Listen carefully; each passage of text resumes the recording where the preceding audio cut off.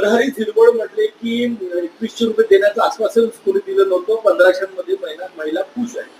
नरहरी झिरवळ आता मंत्री झालेत, ते जरा पाहून वाचून बोललं पाहिजेत. 1500 मध्ये महिला खुश आहेत, दिसतील ना जिल्हा परिषद पंचायत समितीला, महानगरपालिकेच्या निवडणुकीमध्ये. तुम्ही महागाई वाढवून एकीकडे लूट सुरू केली, दुसरीकडे तुम्ही 2100 रुपये देतो म्हणून तुमच्या जाहीरनाम्यामध्ये आहे.